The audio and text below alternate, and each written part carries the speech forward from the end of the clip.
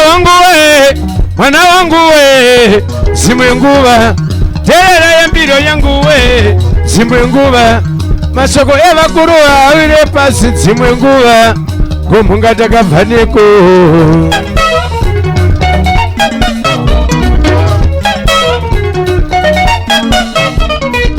Yolanda wangu we, jana changu we, simwenguba terera ya mbiro yangu we, simwenguba masoko evakuruwa awire pasi, simwenguba kumunga takavaneko.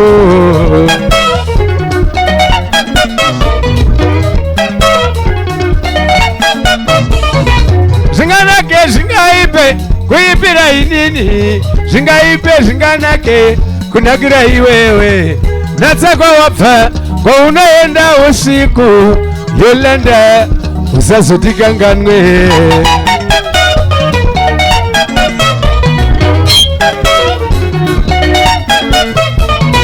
Zinganake zingaipe kuipira isusu, zingaipe zinganake kunakira imimi, natsai kwa mava kwa munaenda usiku.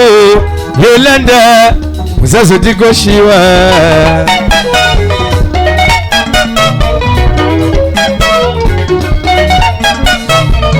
Ningave ndiri mupfumini azvine inemi, shanda ine simba musimudzire musha wenyu, hapana kanouya kega magarara, shanda ine simba.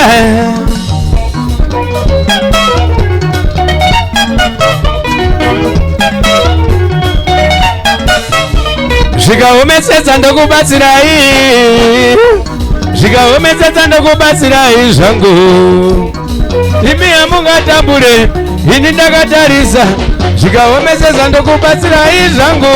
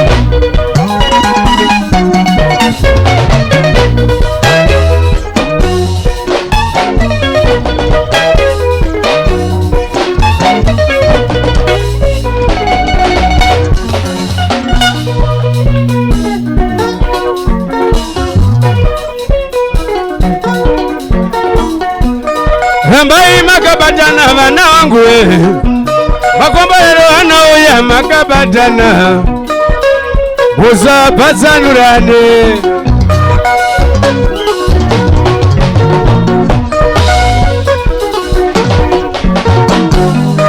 Rambai makabatana vana wangu we, zvikombolero zvinouya makabatana, musapatsanurane.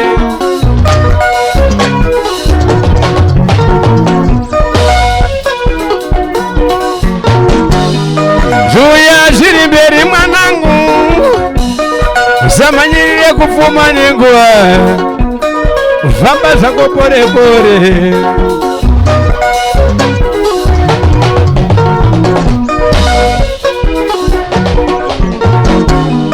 Zvuya zviri mberi mwanangu we, usamanyirire kupfuma nenguva, shanda zvako pore pore.